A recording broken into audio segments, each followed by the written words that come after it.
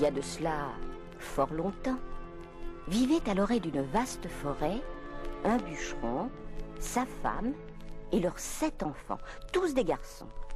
L'aîné allait avoir 10 ans, le plus jeune en avait tout juste 7.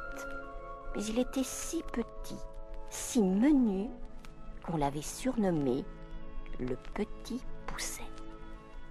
Cependant, malgré sa petite taille, il était bien plus fin, plus avisé, plus intelligent que tous ses frères. Le père, un brave homme dur à la besogne, gagnait à peine de quoi nourrir sa famille. Une année, le travail vint à manquer. Il n'y eut plus d'argent à la maison.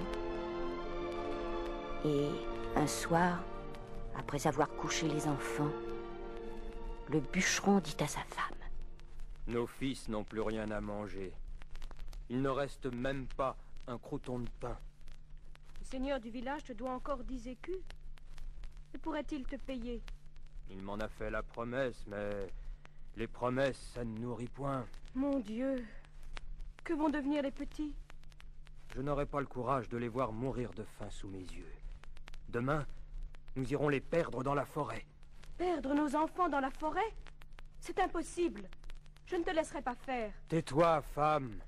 Je suis aussi malheureux que toi, mais nous ne pouvons faire autrement. Ma décision est prise. Le Petit Poucet, qui ne dormait pas, avait tout entendu.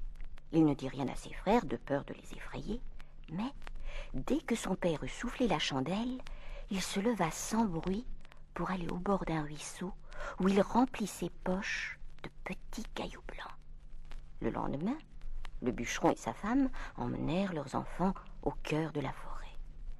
Quand ils les virent occupés à ramasser du bois mort, ils s'en allèrent silencieusement, le cœur bien gros et les yeux remplis de larmes.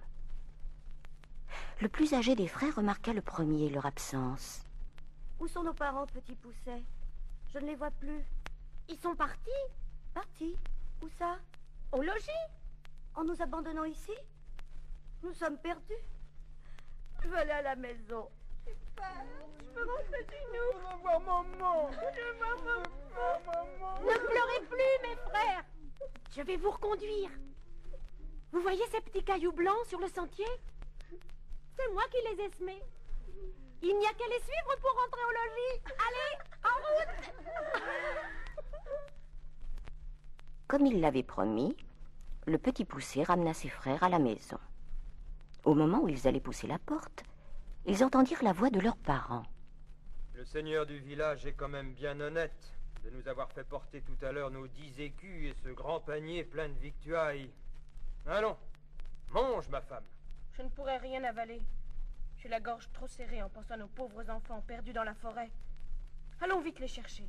Tu es trop faible pour marcher maintenant. Mange d'abord un morceau. Nous nous mettrons en route ensuite. Non, partons sur l'heure. J'ai trop peur pour eux. Les loups les ont peut-être dévorés. Mes enfants, mes pauvres enfants, où êtes-vous? Nous voilà, maman! Oh, mes petits, comme je suis heureuse de vous revoir. Moi aussi, je suis bien content. Surtout que nous avons là de quoi vous régaler d'un bon repas. Tant mieux! Mes frères et moi, nous avons très faim. Et d'émotions, ça creuse. Alors à table, et que chacun mange tout ce qu'il veut. Ce soir, il y en a pour tout le monde.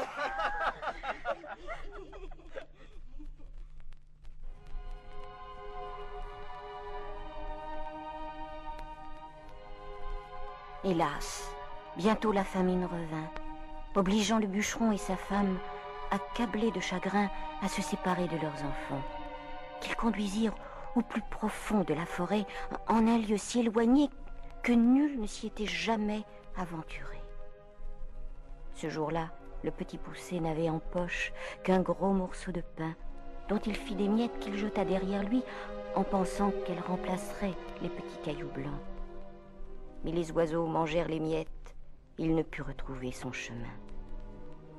Les garçons étaient bien affligés. Comme la nuit tombait, le Petit Poucet grimpa à un arbre et aperçut au loin une maison où brillait une lumière. Il y conduisit ses frères et heurta à la porte.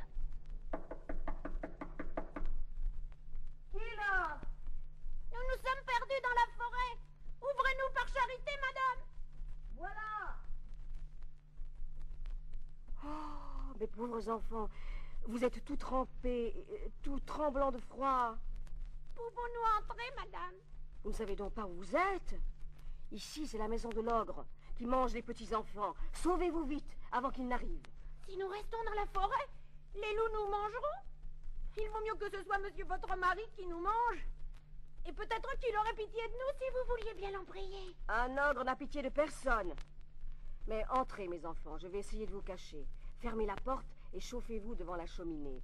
Oh, il y a un mouton tout entier qui rôtit à la branche. C'est pour le souper de l'ogre. Il n'en fera qu'une bouchée. Bob, ouvre-moi la porte. Mon Dieu, le voilà. Cachez-vous vite sous le lit et surtout, ne bougez pas.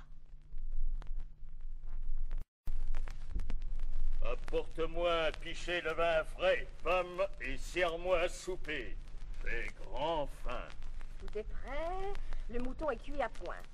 C'est bien, femme. Mais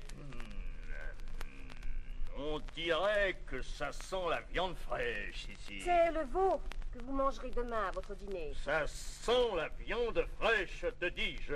Tiens, qu'y a-t-il donc sous ce lit? Par ma barbe, 7 petits garçons. Excusez-nous si nous partons, monsieur l'ogre, mais nos parents nous attendent. Pas si vite, chérubin. Femme, va donc me chercher mon grand couteau. Qu'allez-vous faire alors qu'il est?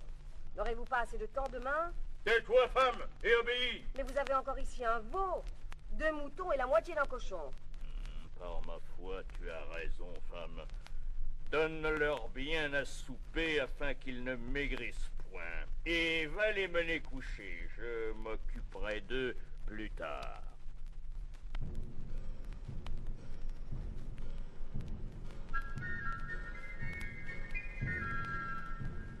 L'ogre avait 7 filles, de l'âge du Petit Poucet et de ses frères. Elles avaient de gros yeux ronds, le nez crochu, la bouche fort grande et des dents très aiguës. Dans leur chambre, à côté du grand lit où elles dormaient toutes ensemble, il y avait un autre lit, exactement semblable, où la femme de l'ogre avait mis coucher les 7 garçons. Le Petit Poucet, qui craignait le retour de l'ogre et cherchait un moyen de lui échapper, s'aperçut que des couronnes d'or reposaient sur la tête des petites ogresses, tandis que ses frères et lui-même portaient des bonnets en laine. Se levant sans bruit, il prit doucement les 7 couronnes qu'il posa sur la tête de ses frères et sur la sienne, puis il coiffa les petites ogresses des 7 bonnets de laine et retourna se coucher. Au milieu de la nuit, l'ogre entra dans la chambre. Il s'approcha du lit où dormaient les garçons, tâtonna et sentit les couronnes d'or. Par ma barbe, mais c'est le lit de mes filles? J'allais faire du bel ouvrage. Les petits gaillards sont donc dans l'autre lit. Voyons un peu.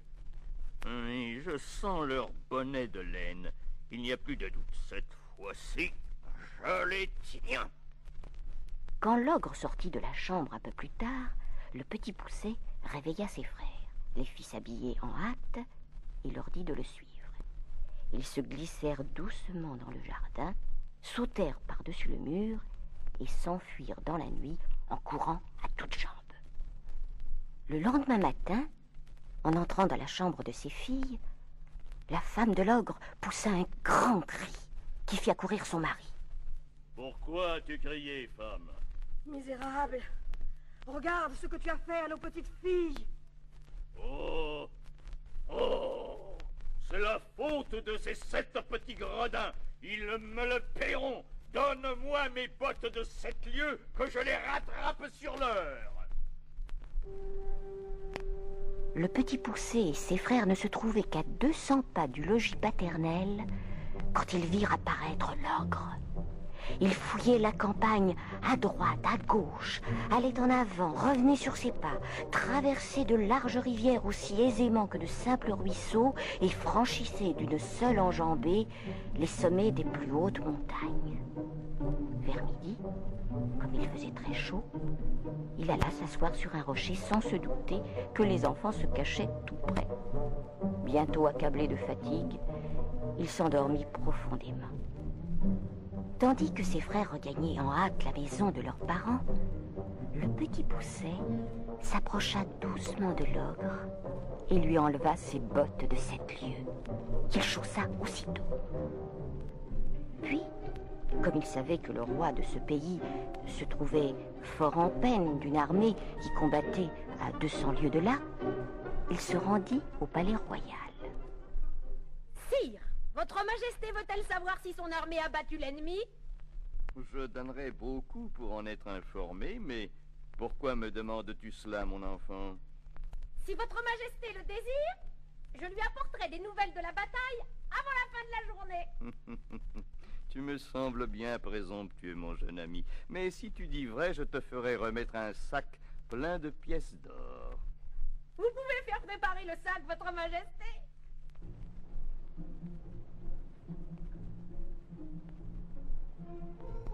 Grâce à ses bottes de 7 lieues, le petit Pousset rapporta des nouvelles le soir même.